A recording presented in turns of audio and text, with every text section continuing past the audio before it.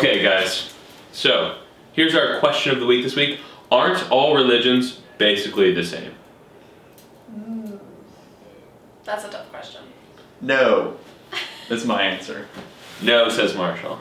Sadie says it's a tough question. It is tough. Definitely is a tough question. The name for this is universalism. That's the like official word of like all religions are basically the same. All religions believe the same thing. All religions go to heaven. That's kind of the idea. Well, not even necessarily they believe the same thing. Yeah, They believe different things, but all roads are going to lead to the same Yep. spot. So you get this analogy a lot of times of either a mountaintop where all these different paths are getting to the same point, or an elephant where you have 5 blind men and each is touching this different part of the elephant. So one's touching the side and says it's a wall, one's holding the tail and says it's a spear, one's touching the trunk, it's like it's a snake. But really it's an elephant, but they're all just getting a limited glimpse of what they see and they can't fully understand it. So that's what kind of people think of God. Yeah. And the argument there is kind of like, well, they're all getting a glimpse of the elephant, and so they're each seeing their own perspective. But it's like, they're not actually seeing an elephant though. So they're still wrong. Right. Like. Yeah, and the problem too with that analogy is, as Christians we believe that God actually spoke to us through his son and through the Bible. So what happens when the elephant literally declares, hey, I'm an elephant? And then you're still, right? You're still like, no, the tail is sure definitely a spear. Yeah. Like, But even just like thinking about that, like, yeah, like you said, like all religions don't believe the same thing. Right. Like many religions say, hey, no, we're right and you're wrong. It's not Yeah. just Christianity that says. Yeah, and that's my biggest issue with universalism is it logically doesn't actually make sense because all of them make exclusive claims in what they believe. Yeah. And so if, I say that the sky is blue and you say that the sky is green, somebody's got to be wrong and somebody's got to be right. Even though there's always like the sky is like, is it actually a color? Yeah. I've never heard that. Really? No. Haven't you heard I don't want to ask that question. The sky Alright, let's do is blue. something simpler. Is this mug black or is it Looks green? kind of brown for me. Marshall. Yeah, I mean, Christianity says that Jesus is God. You have other religions, that say that Jesus is just a prophet, that he's not, he was just a man, just a good teacher. Yeah. So clearly, we're not saying the same thing, even amongst Abrahamic religions. Yeah, Right. and most major religions do make some sort of claim like that. Like, someone has to be right. They could all be wrong, but they can't all be right. Like, that's just not possible. Yeah, they all have different answers for who is God, what is the afterlife, how do we get there, what do we need to do to be saved, what's the purpose of man. Every single religion has a different answer to that question. Yeah.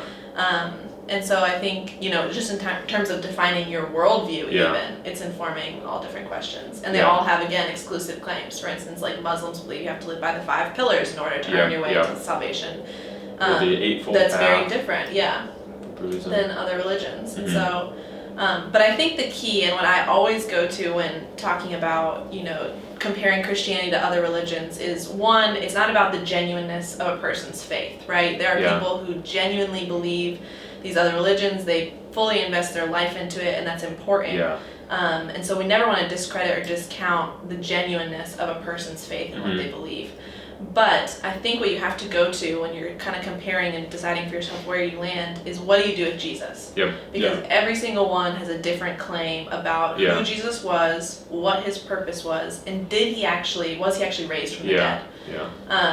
Because every religion seems to start out with like some sort of wise sage who's giving moral claims about the world and kind of offering you a way to God. But Jesus is just the most outlandish by far in his claims. Like everyone else kind of offers a way of getting to God. Jesus comes down and says, I am God incarnate. Like I am God in the flesh right here in front of you. I'm going to save everyone. I'm going to die and then rise from the dead. So it's like, if those things are not true, then he's crazy. Like he's making claims that are way too bold. If they're not true, he's a liar, he's insane. But if they are, you have to deal with those. Everyone has to make a decision of, is Jesus right or not? Because his claims are too big. And that's also what like separates Christianity, right? Is it's not just another religion with like its own rules to follow. It's it's not about following these things. It's actually about this person. And so, I mean, you have like a great verse, right, from 1 Corinthians? Yeah. And this is something that the early Christians are aware of too. Like they realize that if Jesus didn't rise from the dead, like then Christianity, we're wasting our time. And Paul says this in 1 Corinthians 15. He says, "And if Christ has not been raised, then our preaching is in vain and your faith is in vain."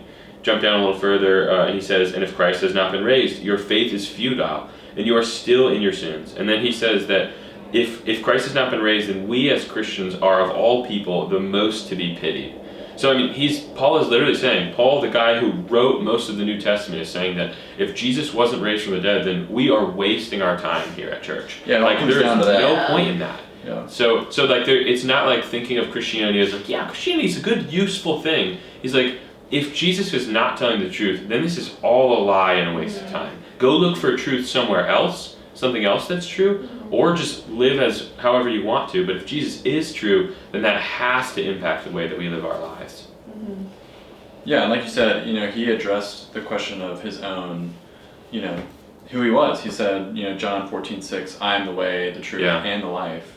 No one comes to the Father except through me." Like Jesus says himself, like, you get there through me. Yeah. Which again is different because we don't get there ourselves. We get there through him. Which is also again true of most other religions. It's something that you do, you initiate to get yourself there. And we see this whole flip in Christianity of this suffering God who came to suffer for us to save us. Because Jesus is very aware of the fact that we are not good enough to earn these things. Like we've all committed tons of mistakes, and if it just comes down to this balanced scale, then that's really scary. And I don't think any of us would actually have done enough good things. But what Jesus kind of says, he looks at us and he's like, these people are broken. They have no way of saving themselves, so I'm going to go to them. And that's Christianity, that's the thing that Jesus does that's just amazing.